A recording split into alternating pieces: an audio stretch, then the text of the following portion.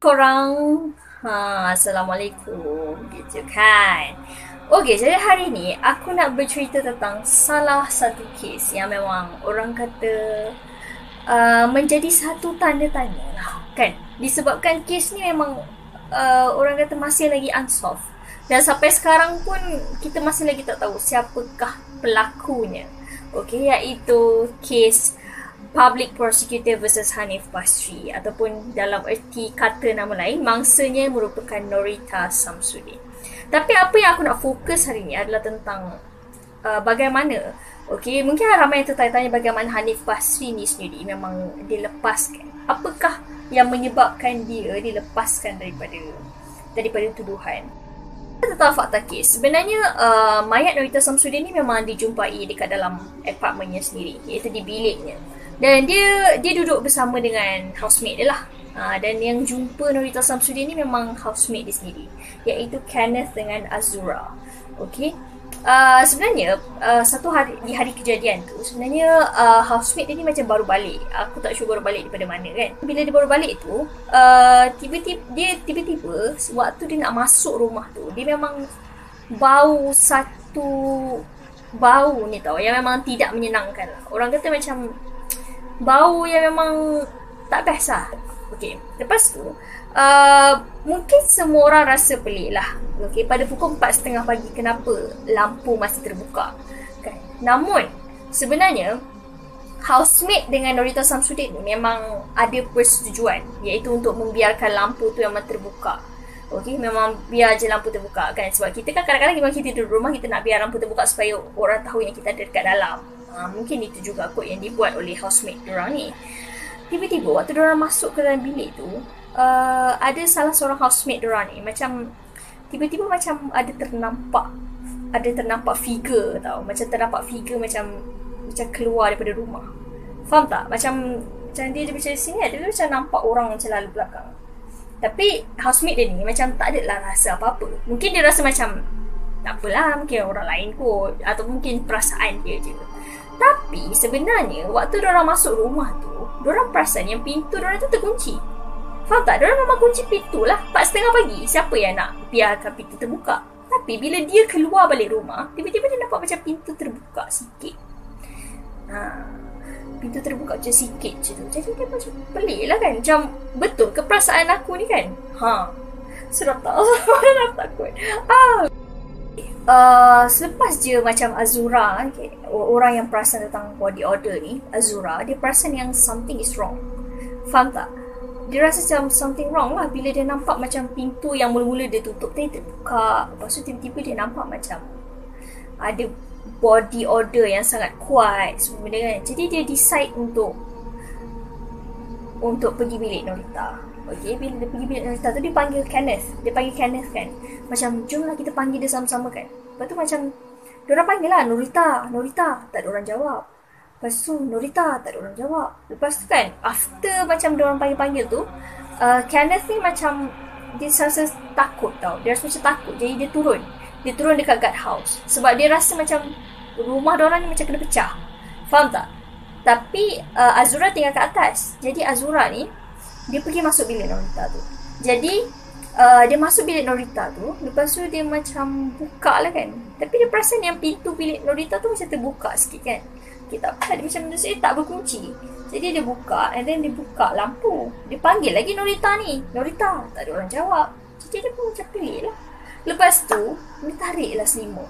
Dia tarik selimut Norita tu. Tiba-tiba mayat Norita ni terbaring dekat atas katil tu. Faham tak? Dia dijumpai dalam keadaan yang macam tertekuk muka. Yang macam memang muka menghadap katil. Macam tu.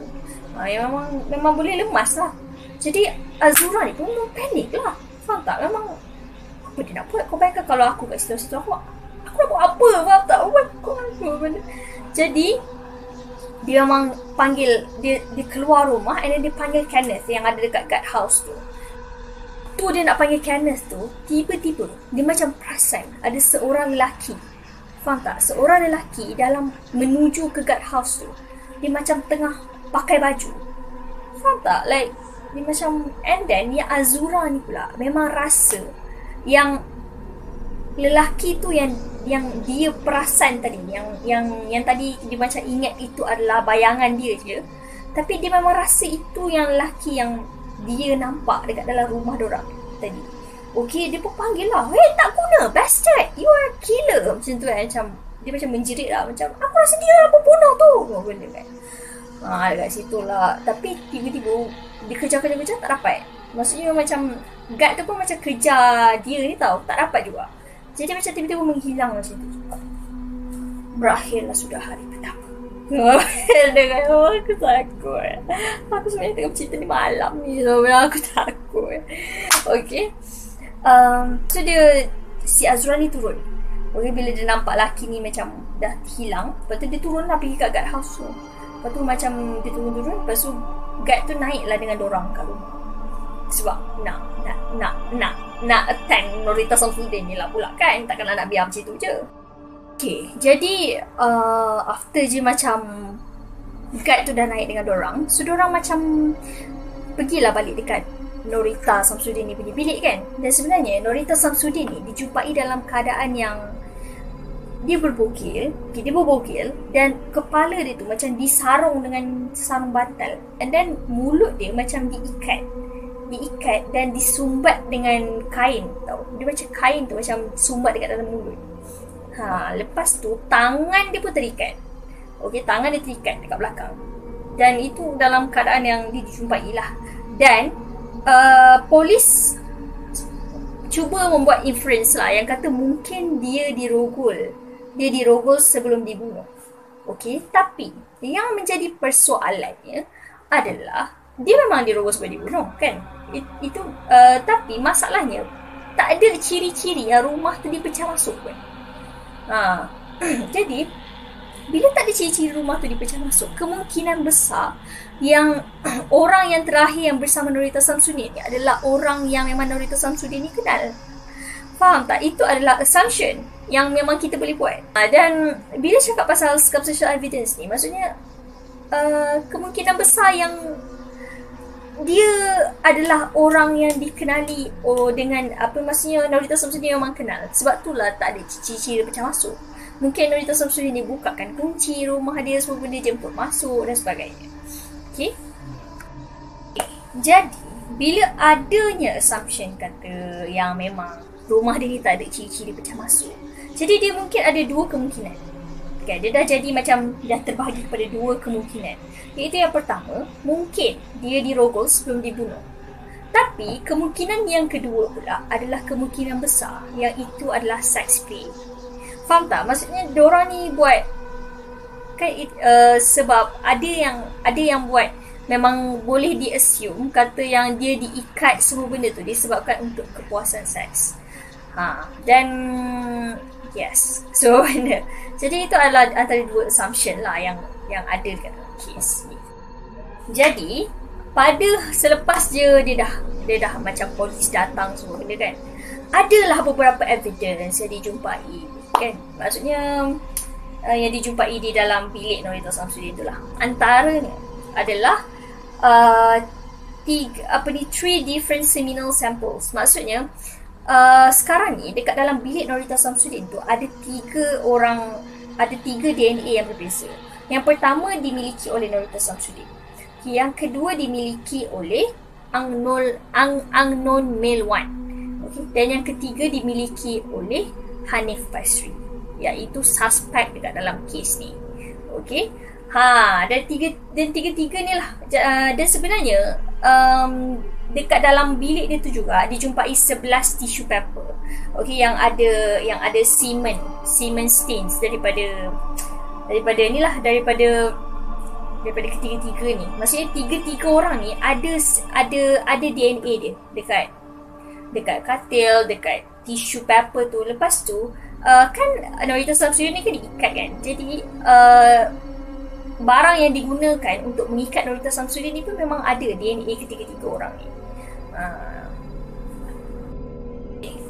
Kan tadi bercerita tentang itulah kan. So sekarang ni Hanif Basri ni sudah pun ditangkap. Okay, sebab DNA dia ada dekat dalam bilik Norita Samsudin tu lah. Tapi sebenarnya ada banyak keraguan. Tahu yang apa yang menyebabkan Hanif Basri ni dia boleh release daripada tuduhan. Okey, yang pertama sekali, bila kau cakap pasal tuduhan dia, kau mesti our law iaitu you are innocent until you are proven guilty. Faham tak?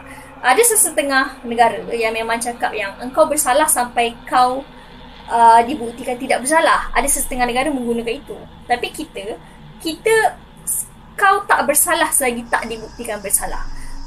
Jadi apa yang menyebabkan Hanif Basri ni terlepas adalah prosecution. Dia kan tadi kan ada 2 witness kan, which is guard tu sendiri kan. Jadi bila cakap pasal 2 guard ni, prosecution memang bawa witness guard ni as diorang punya prosecution witness. Okay. Tapi masalah dia sekarang ni, prosecution witness iaitu guard ni sendiri, dia punya witness statement dekat dalam court tu bertukar-tukar. Faham tak? Maksudnya court dapati yang diorang punya credibility untuk bagi statement tu memang tak boleh dipercayai.